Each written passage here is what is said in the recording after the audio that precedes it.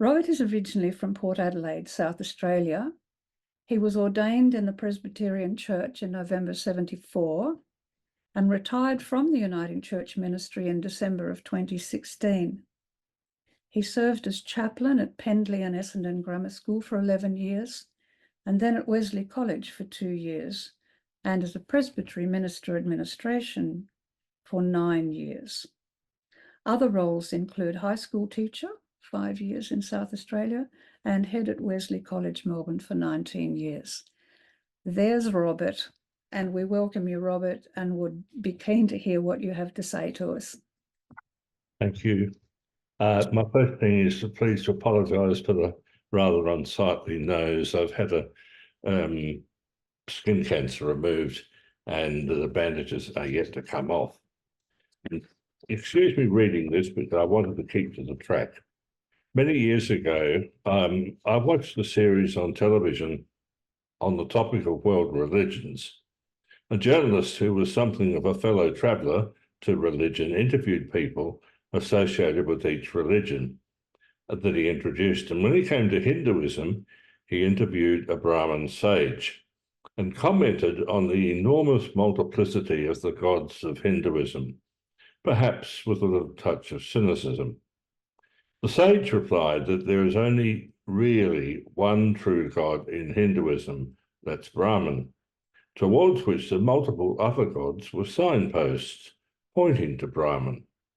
And the journalist replied, well, what if the followers of the multiple gods get stuck on their particular god or signpost and don't look or go further?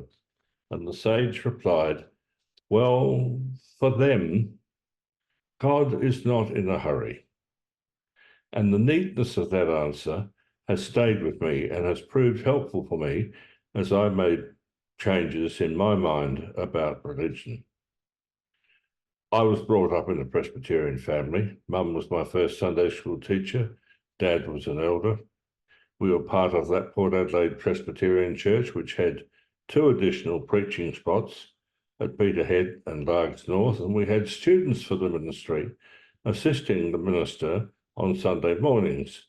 Now, these students were really varied in their form of ministry and their appearance or style. We had Dutch migrants. Some were ultra serious and wore a collar and grey stock all the time. Others were late middle-aged men who were very down to earth. And one was a young man who wore a beard, smoked a pipe, and rode a motorbike. Well, his sermons and the discussions that we had were very challenging and thought-provoking for me. And the influence of that young man was such that I eventually offered to candidate for the ministry and was accepted. But for a variety of reasons, I took up high school teaching, which had been my original career choice. And I didn't start my theological training until 6 years later in 1972.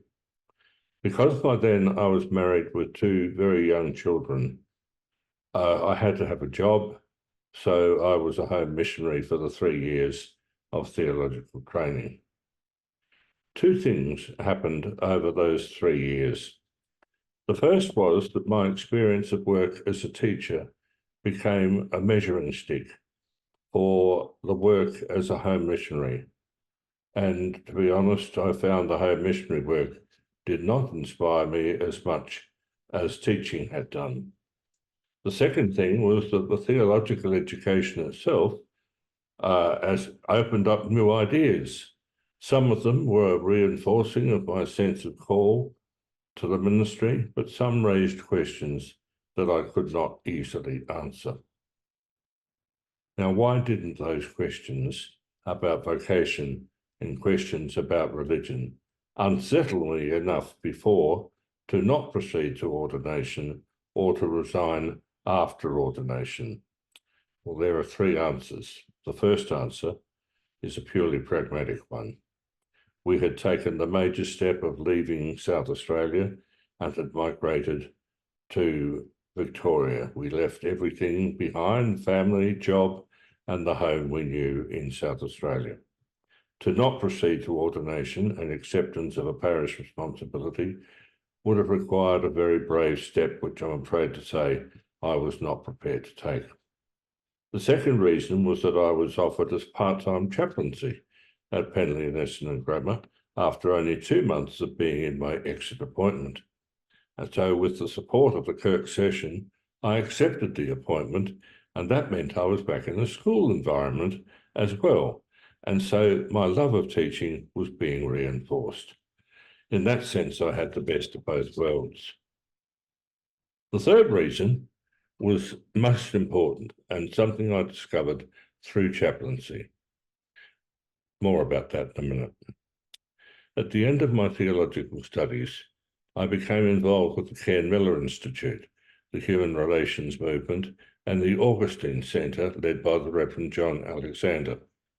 This involvement led to some significant challenges to the way I had experienced and learned about faith, and it succeeded in opening my mind to a lot of different and I thought exciting ideas about human relations, and in recognising the world of religious thought and expression beyond Christianity. However, back to the work as chaplain. 95% of my time as a chaplain was spent in classrooms and in speaking to assemblies. And I very quickly learned that the bulk of students had little or no contact with the church. And some of those that did had very basic fundamentalist ideas of what Christianity was supposed to be all about. So I was confronted with the need to find ways of talking meaningfully about Christianity and religion and other religions, and the traditional terms, the use of prayers or hymns or even Bible stories, were of little and in most cases no value almost, except for the parables of Jesus.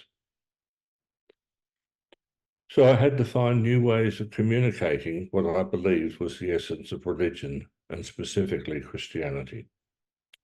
And it was this that opened up the world of progressive Christian thought and explanation.